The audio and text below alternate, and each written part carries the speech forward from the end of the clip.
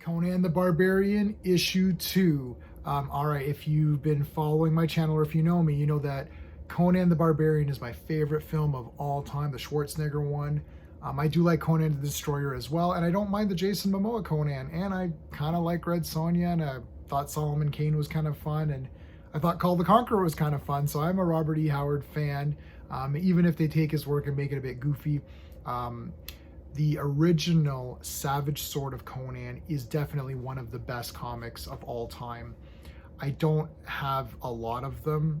Some of them are expensive. I try to kind of get them here and there, but Superman is sort of my main collection, so I tend to just stick with Superman, Superboy, Legion, Supergirl, that kind of anything connected to Superman. I did like the Dark Horse comics. They were kind of good.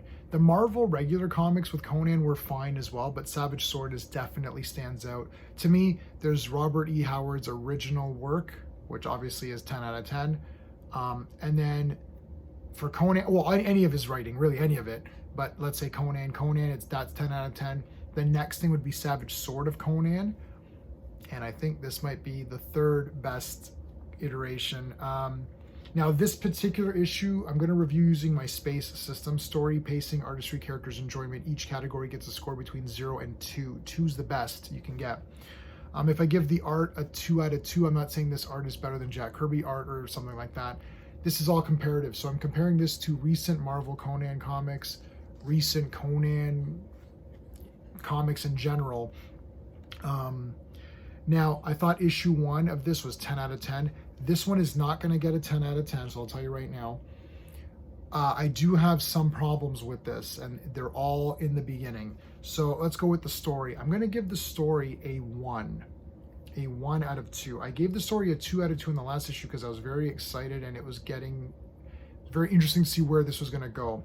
The story is that there's a bunch of picked warriors that have all been turned into zombies, and it's just a horde moving around, collecting, killing other people, killing other tribes, and just absorbing them and turning them into zombies.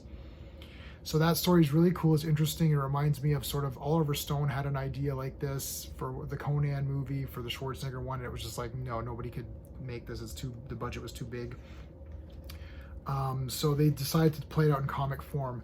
Now, I feel that this comic, it didn't really expand the story. We already know. After reading the first issue, you already know what it is. This just confirms what you already know, and anyone who knows anything about comics or storytelling is going to already know. So I don't need an entire comic to confirm a story that I already know is going to be playing out in a certain way. But I still like the story, so that's why I'm giving it a 1, so it's a pass. It's a pass on the story. The pacing, unfortunately, is going to have to be a 1 as well, because I feel that half of this book the ending could have been halfway point. A lot of this particular story and pacing in this comic revolves around Conan and Brissa. I think that's how you say her name, or maybe Brissa. I'm not sure. Brissa. She's a Pictish warrior woman who has survived this thing, and her and Conan are tracking this horde of zombies. They're tracking them the entire comic. Like 80% of it is them tracking them. I'll talk about characters momentarily, but for pacing standards in a Conan book, I expect there to be more action. There's definitely action in the end, which is why I'm still giving it a 1 and a pass. I'm giving the story and pacing a pass. But unfortunately, I do have to point out that I feel that this was a bit constipated. Like they could have had a few pages of them getting to know each other, following the horde. They do make love. They could have had all of that in a few pages, and then we get into a battle and then have a thing at the end, which happens.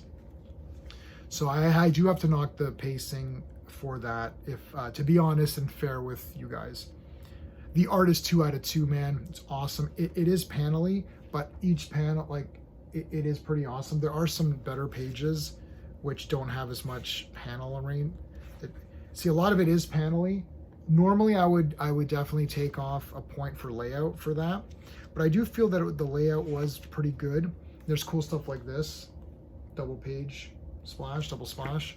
That's cool.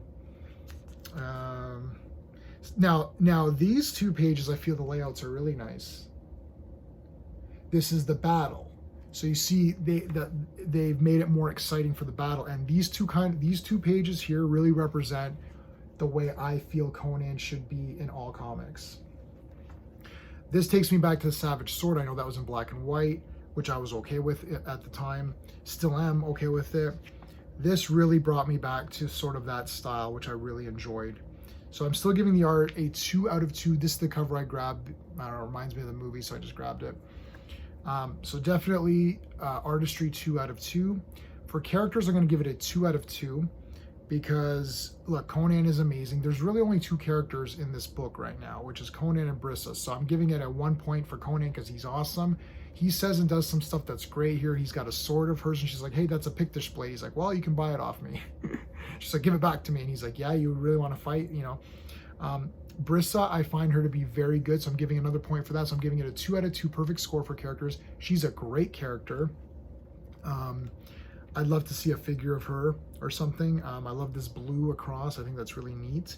I haven't read Robert E. Howard stories in literally maybe like 30 years or something like this. These are like childhood things that I would grab and whatever. I bought all those collections, so I don't even know, and I didn't Google it. I don't want to Google everything I do. I didn't Google it, so I don't know if this character is a Robert E. Howard creation or if the writers created her for this. If the writers of this comic created her, kudos, because I really like her. She's a great character. And for enjoyment factor, I'm still going to give this a 2 out of 2 for enjoyment factor because even though it was slowly paced, I can take a slower developing Conan story. Science fiction, fantasy, I can take slower stories. Obviously, action films, horror movies, I don't really like too much of a slow burn.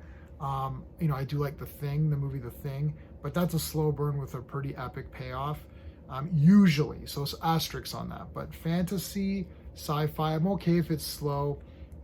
You know, if I just like living in the world of it. So really scratch that. If I like living in the world of it, to me, then it's better. So yeah, 8 out of 10. Great second issue, guys.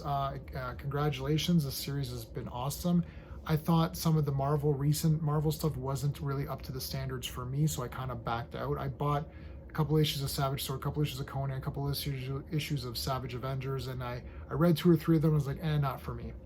But this one, hardcore, really recommend it. 8 out of 10, that's a great score. 8, 9, 10, that's really high. So definitely recommend Conan the Barbarian issue 2. Check it out, guys. All right, until next time.